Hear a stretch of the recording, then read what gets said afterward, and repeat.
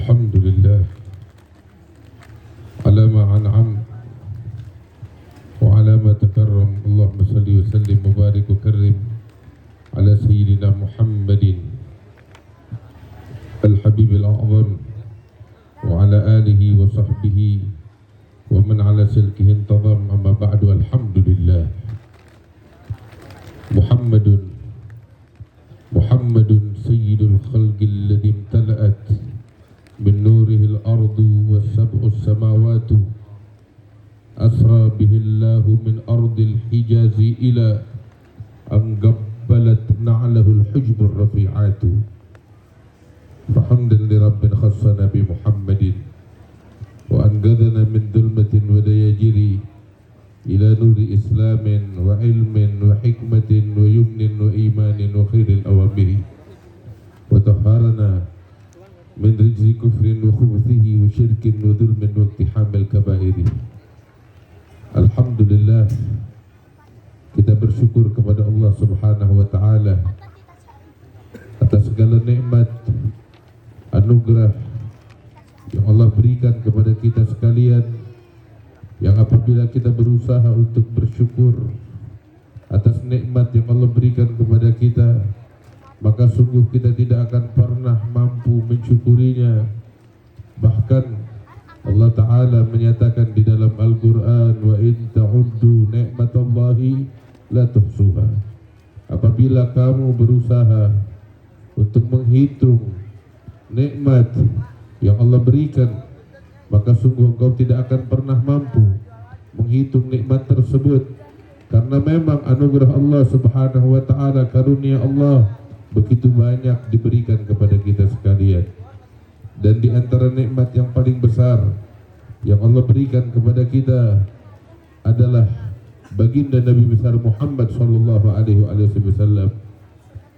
Sosok Rasulullah sallallahu alaihi wasallam yang Allah karuniakan kepada kita merupakan nikmat yang paling besar, yang paling agung, yang pernah Allah hadiahkan kepada alam semesta sekalian. Hingga baginda Nabi besar Muhammad sallallahu alaihi wasallam, beliau menyatakan dengan tegas tentang jati dirinya. Beliau katakan, ana rahmatul muhda, aku adalah rahmat yang dihadiahkan oleh Allah Subhanahu wa Ta'ala untuk alam semesta sekalian. Hadirin wal hadirat yang dimuliakan oleh Allah Subhanahu wa Ta'ala, dan sungguh kita beruntung tatkala kita bernabi kepada Nabi besar Muhammad sallallahu alaihi wasallam. Kita menjadi sebaik-baiknya umat dengan berkat baginda Rasulullah sallallahu alaihi wasallam. Bushra lana ma'syaral islami, inna lana minal inayati ruknan ghaira munhadimi, lamma da'allahu da'ina li ta'atihi bi akramir rusli kunna akramal umami. Disebutkan oleh Al-Imam Al-Busiri di dalam burdahnya, adalah keberuntungan bagi kita sekalian, kabar gembira bagi kita sekalian, wahai umat Islam, bahwasanya anugerah Allah, karunia Allah begitu agung untuk kita sekalian. Kita dijadikan oleh Allah Ta'ala menjadi sebaik-baiknya umat karena baginda besar Nabi Muhammad SAW, Nabi kita sekalian, adalah sebaik-baiknya Nabi yang pernah ada di alam semesta ini. Sayyidina Imam, guru kami Al-Habib Abdullah bin Muhammad bin Alawi bin Syihabuddin, beliau selalu mengatakan, ma kunna khairu ummah illa bi Muhammad. Sungguh kami tidak akan pernah menjadi sebaik-baiknya umat melainkan dengan berkat Nabi besar Muhammad sallallahu alaihi wasallam. Alhamdulillah, ini merupakan nikmat yang besar yang Allah berikan kepada kita sekalian. Mudah-mudahan Allah jadikan kita sebagai manusia-manusia yang bersyukur kepada Allah Subhanahu wa Ta'ala. Hadirin wal hadirat yang dimuliakan oleh Allah Subhanahu wa Ta'ala, di malam hari yang mulia ini kita sama-sama berkumpul memperingati suatu kejadian yang agung, peristiwa yang hebat yang dialami oleh baginda Nabi besar Muhammad sallallahu alaihi wasallam.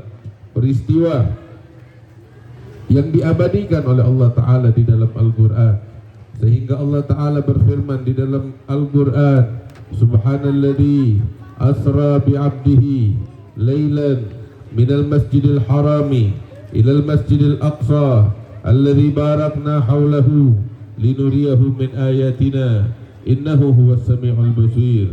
Allah Ta'ala menceritakan di dalam Al-Quran tentang peristiwa perjalanan Isra yang dialami oleh baginda Nabi besar Muhammad sallallahu alaihi wasallam, yang merupakan karunia Allah untuk baginda Nabi Muhammad sallallahu alaihi wasallam, anugerah yang Allah khususkan kepada hambanya, yaitu baginda Nabi Muhammad sallallahu alaihi wasallam, sehingga Allah katakan di dalam Al-Quran, Maha suci Allah yang telah memperjalankan hambanya di malam hari dari Masjidil Haram ke Masjidil Aqsa yang diberkahi sekelilingnya oleh Allah Subhanahu wa Ta'ala, agar kami perlihatkan kepadanya tanda-tanda kami.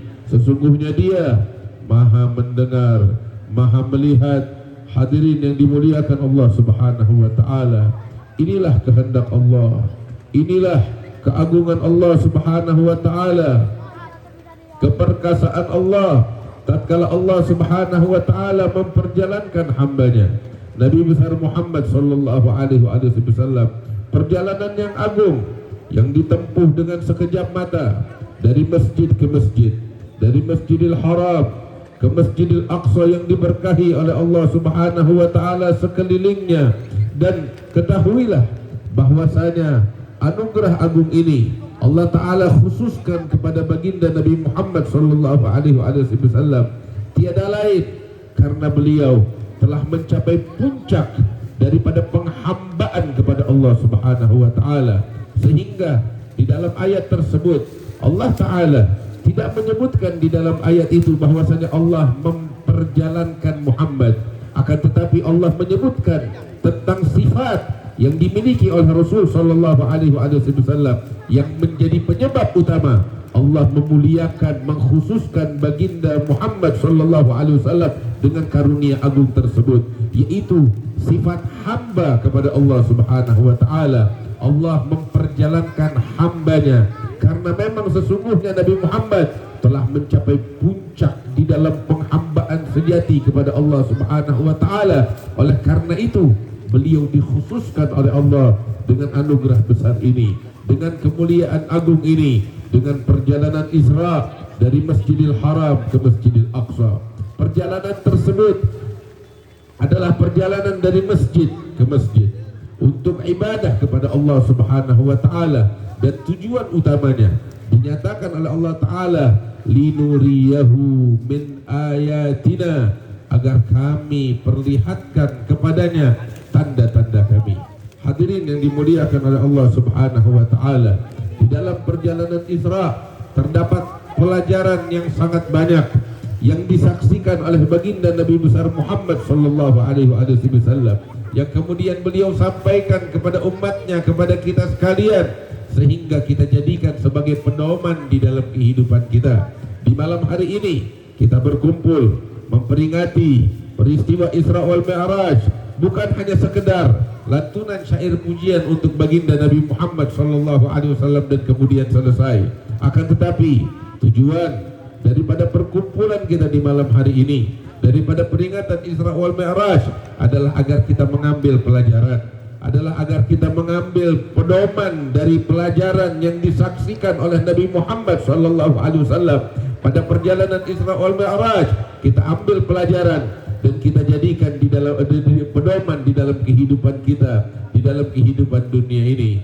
Hadirin yang dimuliakan oleh Allah Subhanahu wa Ta'ala, betapa banyak yang disaksikan oleh Rasul sallallahu alaihi wasallam, yang dilihat oleh Nabi Muhammad sallallahu alaihi wasallam, bahwasanya itu semua adalah perjalanan yang agung, yang penuh dengan pelajaran yang bisa kita petik. Itu sampai diriwayatkan di dalam ahadits sahihah, sebagaimana diriwayatkan oleh Al-Imam Bukhari, diriwayatkan oleh Al-Imam Muslim di dalam Ummahatus Sid, bahwasanya Nabi sallallahu alaihi wasallam pada perjalanan tersebut, sekalipun tujuan utamanya adalah Masjidil Aqsa, akan tetapi beliau diajak oleh malaikat Jibril pada perjalanan Isra wal Mi'raj untuk singgah ke tempat-tempat yang mulia, untuk singgah ke tempat-tempat yang penuh dengan keberkahan. Sehingga di dalam riwayat sahihah, tatkala Nabi Muhammad sallallahu alaihi wasallam keluar bersama malaikat Jibril mengendarai Buraq dengan tujuan utamanya adalah Masjidil Aqsa, saat itu beliau diajak oleh malaikat Jibril untuk singgah di satu tempat yang dipenuhi dengan perkebunan kurma yang begitu besar, yang begitu banyak, sehingga Jibril mengatakan kepada Nabi Muhammad sallallahu alaihi wasallam, "Ya Muhammad, inzil wa salli hahuna." Wahai Muhammad, turunlah kamu dari kendaraanmu, turunlah kamu dari burakmu, dan sholatlah di tempat ini. Maka Nabi sallallahu alaihi wasallam saat itu mematuhi perintah Jibril. Beliau turun dari buraknya dan beliau sholat di tempat yang ditunjuk oleh malaikat Jibril, di tempat yang dipenuhi dengan perkebunan kurma. Kemudian beliau tanpa banyak bertanya, beliau melanjutkan perjalanan. Kemudian malaikat Jibril yang memulai bertanya kepada Rasulullah, "Ya Muhammad, atadri aina shallait?" Wahai Muhammad, tahukah kamu di mana barusan kamu salat? Maka Rasul mengatakan kepada Jibril, "La ya Jibril, tempat apa barusan?" Maka Nabi Sayyidina Jibril mengatakan kepada Rasul sallallahu alaihi wasallam, "Innaha Thaibah wa ilaihal muhajarah." Itu adalah Thaibah dan kepadanya kelak kamu akan berhijrah dari Mekah. Hadirin yang dimuliakan oleh Allah Subhanahu wa taala, kota suci Madinah dulunya adalah tempat penyakit, akan tetapi tatkala Nabi Muhammad hijrah ke tempat itu menjadi tempat yang penuh dengan keberkahan. Dahulu namanya Yathrib, kemudian setelah Nabi hijrah diubah oleh Nabi Muhammad menjadi dengan nama Madinah, dan nama Madinah, kota Madinah tersebut dikenal oleh para malaikat dengan sebutan At-Taibah, kota yang begitu harum, kota yang begitu indah, dan keharumannya tiada lain adalah berkat Nabi besar Muhammad sallallahu alaihi wasallam. Sayyidina Al-Habib Abdullah bin Ali Al-Haddad tatkala beliau melaksanakan ibadah haji dan beliau menceritakan tentang perjalanannya menuju ke kota Madinah, beliau katakan, "Falamma qadaina bil manasiki, falamma ataina bil manasiki wan qadat, athadna al-mataya qasidina ziyaratal habibi Rasulillah syamsul dhahairi." Beliau menceritakan tentang perjalanan kerinduan beliau kepada Nabi Muhammad sallallahu alaihi wasallam. Beliau katakan, "Setelah aku menyelesaikan ibadah haji, manasik haji, aku langsung bergegas menuju ke kota Madinah. Hasabnal mataya ghasidina ziyaratal habibi Rasulillah syamsul dhahairi." Aku langsung bergegas mengendarai kendaraanku untuk berziarah kepada kota suci Madinah, di mana dimakamkan baginda Nabi besar Muhammad sallallahu alaihi wasallam. Hingga beliau menceritakan perjalanan agung tersebut, beliau katakan bahwasanya ketika beliau sampai ke kota Madinah, ma'al fajri wa fainal madinata taba min sabahin alaina bis sa'adati safiri ilal masjidil muhtari thumma li rawdatin biha min jinanil khuldi khairil masayiri. Beliau katakan, aku ketika sampai di kota Madinah bersamaan dengan waktu fajar, saat itu aku menyaksikan cahaya yang terang benderang yang bersumber daripada pusara dan makam baginda besar Nabi Muhammad sallallahu alaihi wasallam. Hadirin yang dimuliakan oleh Allah Subhanahu wa taala, kota Madinah menjadi mulia dengan berkat baginda Nabi besar Muhammad sallallahu alaihi wasallam. Pada perjalanan Isra wal Mi'raj, Nabi sallallahu alaihi wasallam diperintahkan oleh malaikat Jibril untuk sholat di tempat mulia tersebut, dan Jibril mengatakan itu adalah Taibah dan kelak engkau akan berhijrah kepadanya. Kemudian Nabi melanjutkan perjalanan. Sebagai tujuan utamanya adalah Masjidil Aqsa, akan tetapi diajak lagi oleh malaikat Jibril untuk mengunjungi beberapa tempat-tempat yang diberkahi oleh Allah Subhanahu wa taala. Di antaranya beliau diajak oleh malaikat Jibril untuk mendatangi suatu pohon yang besar. Ketika sampai di hadapan pohon yang besar yang rindang, Jibril mengatakan kepada Nabi Muhammad, "Ya Muhammad, inzil wa salli hahuna." Wahai Muhammad, turunlah kamu dari burakmu dan salatlah di bawah naungan pohon besar itu. Maka Nabi Muhammad saat itu beliau mengikuti perintah Jibril, beliau salat di bawah pohon yang rindang, kemudian melanjutkan perjalanan. Kemudian Jibril mengatakan, ya Muhammad, atadri aina shallait? Tahukah kamu di mana barusan kamu melaksanakan salat? Nabi mengatakan, tidak wahai Jibril, di mana barusan?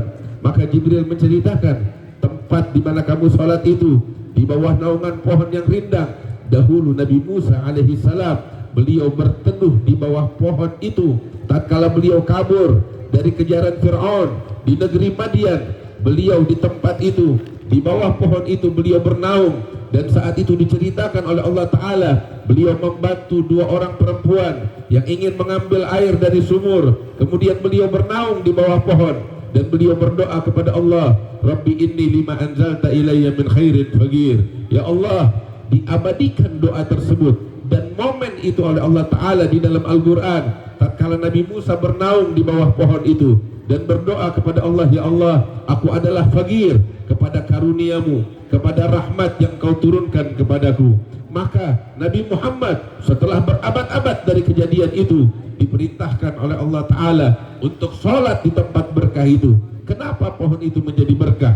Karena dahulu dipijak oleh sosok manusia yang dicintai oleh Allah adalah Nabi Musa alaihi salam. Kemudian beliau melanjutkan perjalanan bersama malaikat Jibril hingga diajak oleh malaikat Jibril untuk naik di atas bukit. Kemudian beliau diperintahkan untuk sholat di atas bukit tersebut. Maka Nabi Muhammad sholat. Jibril mengatakan setelah itu, tahukah kamu di mana barusan kamu sholat?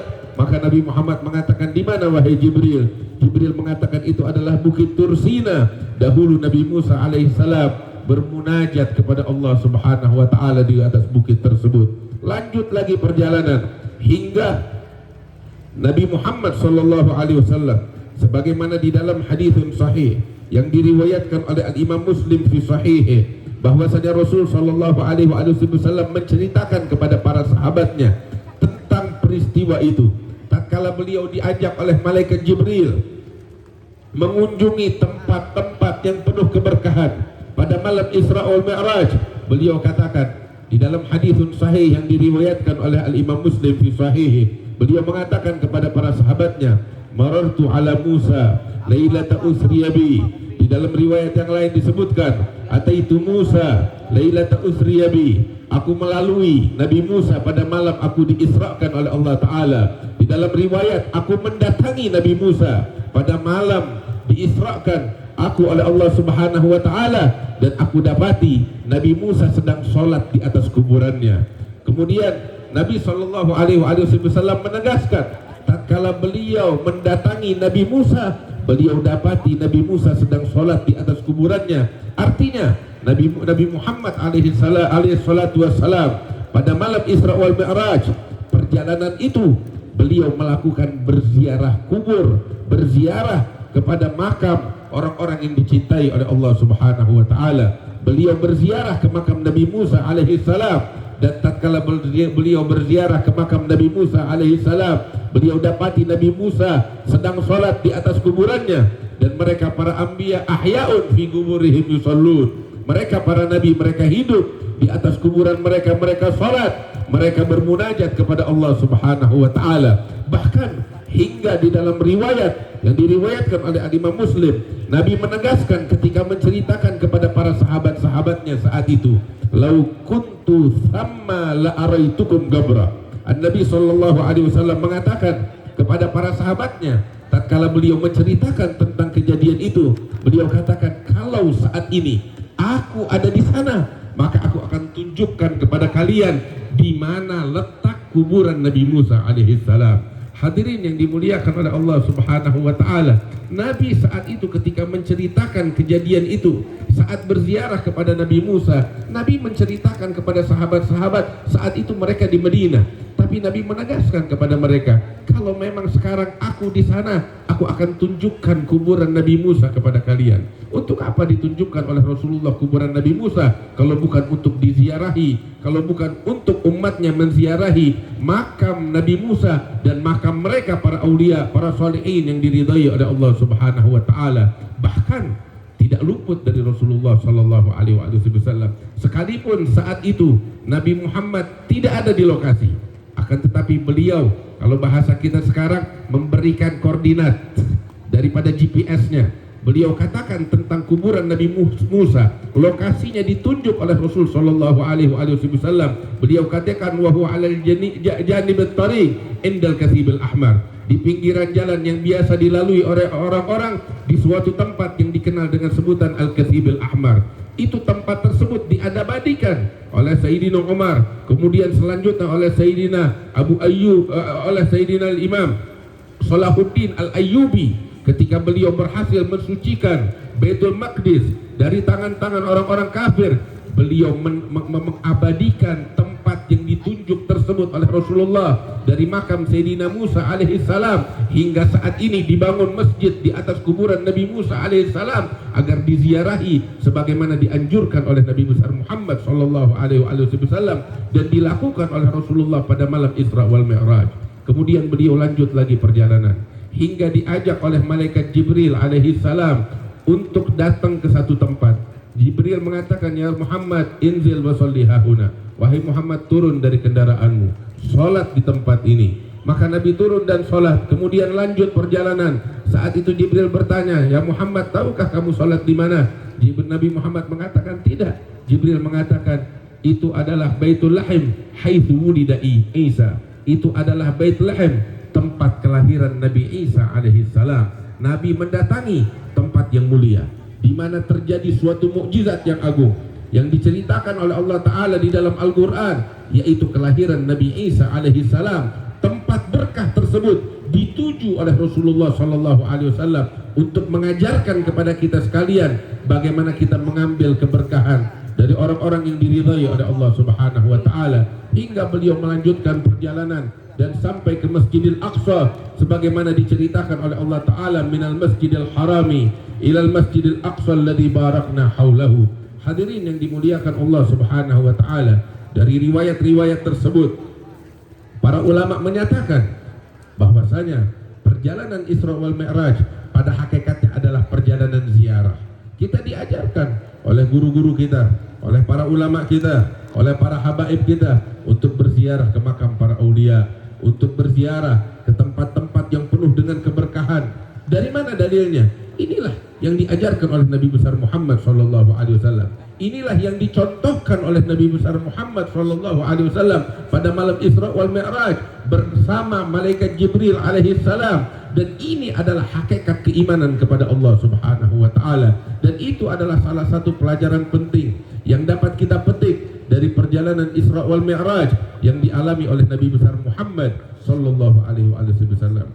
Hadirin wal hadirat yang dimuliakan oleh Allah Subhanahu wa taala, di antara pelajaran penting yang bisa kita petik dari perjalanan Isra wal Mi'raj, di perjalanan Nabi menyaksikan banyak hal. Semuanya adalah nasihat untuk umatnya. Semuanya adalah peringatan untuk kita sekalian. Itu sampai diriwayatkan di dalam suatu riwayat bahwasanya Nabi sallallahu alaihi wasallam tatkala melakukan perjalanan tersebut didampingi oleh malaikat Jibril, beliau melihat di pinggiran jalan itu ada lubang. Seperti kita lihat lubang binatang, lubang ular atau lubang kalajengking, ya di pinggiran jalan, lubang yang kecil. Akan tetapi ketika Nabi menyaksikan lubang itu, tiba-tiba keluar dari lubang yang kecil itu banteng yang besar. Dari lubang yang kecil keluar banteng yang besar, bertanduk.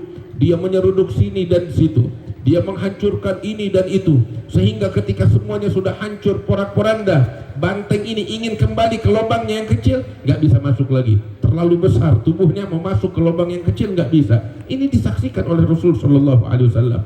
Maka Rasul bertanya kepada Jibril, ya Jibril, apa ini wahai Jibril?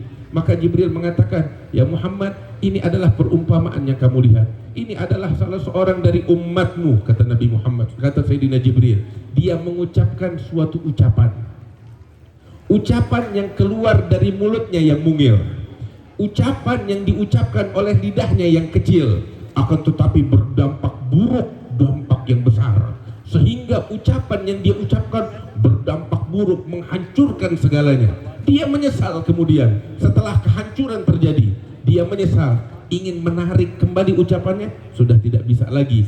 Bagaikan banteng yang besar itu yang telah menghancurkan segalanya, ingin masuk ke dalam lubangnya lagi, dia nggak bisa. Karena itu hadirin, jaga lisan kita.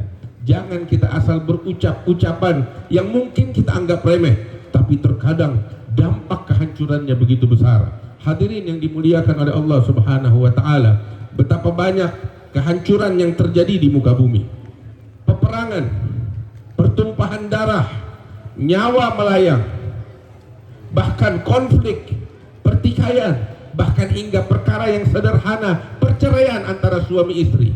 Kalau kita jujur, tatkala kita merenung, kita akan dapati penyebab utamanya adalah ucapan yang sembarangan yang diucapkan oleh seseorang di antara kita, hingga terjadi kehancuran, peperangan terjadi. Awal mulanya adalah ucapan yang tidak direnungkan, yang diucapkan dan diabaikan begitu saja, sehingga terjadi dampak yang begitu besar. Hadirin yang dimuliakan Allah Subhanahu wa taala, jangan kita pernah menganggap bahwasanya keimanan kepada Allah hanya sebatas sholat di masjid, hanya sebatas puasa dan Al-Quran. Tidak, akan tetapi keimanan yang sesungguhnya adalah tatkala kita menjaga diri kita dari hal-hal yang diharamkan oleh Allah Subhanahu wa taala. Sampai Nabi Muhammad menegaskan di dalam hadisnya yang sahih, beliau katakan, "Man kana yu'minu billahi wal yaumil akhir falyaqul khairan aw liyasmut." Nabi SAW menegaskan, barang siapa yang beriman kepada Allah dan hari akhir, maka hendaknya dia berucap yang baik. Kalau dia tidak mampu berucap yang baik, maka hendaknya dia diam. Al-Imam An-Nawawi rahimahullahu ta'ala, sebagaimana di dalam Kitabul Adhkar dan sebagaimana di dalam Kitabul Riyadhus Shalihin, beliau menegaskan bahwasanya sifat orang yang beriman kepada Allah Subhanahu wa taala, tatkala dia ingin berucap, dia berpikir, dia merenung atas setiap ucapan yang akan dia ucapkan. Itu sifat orang yang beriman kepada Allah Subhanahu wa taala, bukan asal main berbicara. Maka itu ketika Sayyidina Nabi sallallahu alaihi wasallam mengatakan kepada Mu'adz bin Jabal, beliau mengatakan kepada Sayyidina Mu'adz sambil memegang lidahnya Mu'adz. Lidahnya Sayyidina Mu'adz ditarik oleh Rasulullah dan dipegang dengan erat oleh Nabi Muhammad. Kemudian Nabi mengatakan kepada Mu'adz, "Ya Mu'adz, kuffa alaika hadha." Wahai Mu'adz, jaga olehmu ini. Nabi menarik lidahnya Sayyidina Mu'adz bin Jabal. Mu'adz mengatakan kepada Rasulullah, "Ya Rasulullah, wa hal nu'akhadhu bima tatakallamu bihi alsinatuna?" Apakah kelak kita akan dihukum oleh Allah Ta'ala atas setiap ucapan yang kita ucapkan? Nabi mengatakan kepada Mu'adz, "Takilat ka ummuka ya Mu'adz, wa hal yakubun nas finnar ala wujuhihim aw ala manakhirihim illa hasaidu alsinatihim." Rasul sallallahu alaihi wasallam mengatakan kepada Mu'adz, "Wahai Mu'adz, mereka yang terjerumus di dalam jurang api neraka, di atas kepala mereka, di atas wajah dan ubun-ubun mereka, apalagi sebabnya kalau bukan karena dampak dari ucapan yang mereka ucapkan." Karena itu hadirin, dari perjalanan Isra wal Mi'raj yang disaksikan oleh Nabi Muhammad sallallahu alaihi wasallam, ambil pelajaran dengan menjaga lisan kita. Jangan kita main asal berbicara. Zaman dulu boleh jadi ucapan dengan lisan, zaman sekarang dengan tulisan, dengan media sosial. Sebab sesungguhnya ucapan itu adanya di dalam dada kita. Lisan, tulisan hanya sekedar penerjemahan atas apa yang ada di dalam sanubari kita. Innal kalama lafil fuadi wa innama ju'ilal lisanu 'alal fuadi dalila. Jaga lisan kita, jaga tangan kita. Jangan kita main asal berucap sehingga kita rugi di dunia dan di akhirat. Sayyidina Syekh Abu Bakar bin Salim, beliau mengatakan di dalam ucapannya, "Wa fis sukut salama," di dalam diam terdapat keselamatan kita di dunia dan di akhirat. Inilah pelajaran penting, bapak-bapak, ibu-ibu, yang biasa kita petik dari perjalanan Isra wal Mi'raj, dan masih banyak lagi yang bisa kita petik. Di antaranya kewajiban sholat 5 waktu yang diperintahkan oleh Allah Ta'ala kepada kita sekalian, yang mana Nabi Muhammad SAW kembali dari perjalanan Isra wal Mi'raj dengan membawa kewajiban sholat 5 waktu yang Allah perintahkan kepada kita sekalian. Jangan kita sepelekan, akan tetapi kita jalankan kewajiban sholat 5 waktu kita dengan sebaik-baiknya di awal waktu secara berjamaah. Sayyidina Imam Al-Habib Abdullah bin Alwi Al-Haddad, sahibur ratib, beliau mengatakan, saya dari sejak anak-anak sampai beliau wafat, sampai beliau usia tua, sampai beliau wafat, tidak pernah melakukan sholat 5 waktu melainkan dalam keadaan berjamaah dan di awal waktu. Beginilah dahulu orang-orang sebelum kita, karena mereka mengetahui betul bahwasanya sholat adalah silah bainal abad wa rabbih, hubungan erat antara seorang hamba dengan Tuhannya.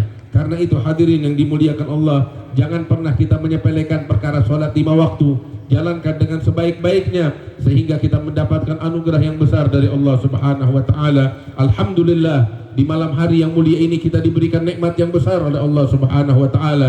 Kehadiran para habaib kita, anak cucu Rasulullah sallallahu alaihi wasallam yang begitu banyak, yang datang dari berbagai tempat yang mungkin kita nggak bisa sebut satu persatu, tetapi kehadiran mereka membawa keberkahan untuk umat kita, untuk umat sekalian, membawa manfaat untuk kita sekalian. Alhamdulillah hadir di tengah-tengah kita orang tua kita, guru kita Al Habib Umar Abdul Aziz bin Abdurrahman bin Syihab, datang jauh dari Palembang. Mudah-mudahan kehadiran beliau membawa keberkahan untuk kita sekalian, membawa manfaat. Para habaib, orang-orang tua kita yang lain yang ada di sini, insya Allah kehadiran mereka ini menjadi penyebab dibuka pintu langit oleh Allah Subhanahu wa taala, doa-doa diijabah oleh Allah Subhanahu wa taala.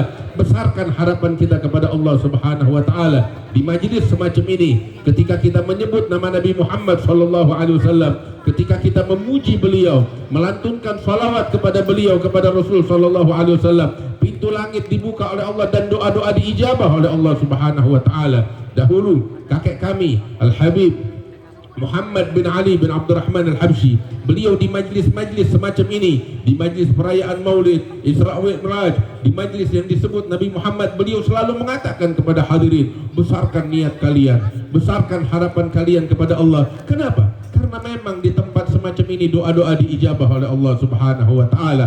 Ayah beliau Al Habib Ali bin Abdurrahman Al-Habsyi di majlis semacam ini selalu mengutip firman Allah yang menyebutkan, memberikan kabar gembira kepada hadirin sekalian yang hadir saat itu. Wa'lamu anna fikum Rasulullah, ketahuilah bahwasanya di tengah-tengah kalian ada Rasulullah sallallahu alaihi wasallam. Alhamdulillah, majlis kita di malam hari ini insyaallah turun rahmat dari Allah Subhanahu wa taala. Rahmat yang zahir kita lihat dengan hujan yang turun ini, insyaallah rahmat yang batin dengan berkat Rasulullah jauh lebih agung lagi, dengan berkat Nabi Muhammad sallallahu alaihi wasallam yang diutus oleh Allah taala rahmatan lil alamin. Mudah-mudahan Allah berikan keberkahan untuk kita sekalian. Allah ampuni dosa-dosa kita, Allah ijabah segala doa-doa kita dengan berkat Rasulullah sallallahu alaihi wasallam. Allahumma ij'al jam'ana hadza jam'an marhuma, tafarrugana min ba'dihi tafarrugan ma'suma, wa la taj'al fina wa la minna wa la ma'ana syaqiyan wa la mahruma birahmatika ya arhamar rahimin wa judika ya ajudal ajudin wa rahimal masakin wa yadal quwwatil matin. Wa sallallahu ala sayyidina Muhammad an-nabiyil ummi wa ala alihi wasallam. Alhamdulillahi rabbil alamin.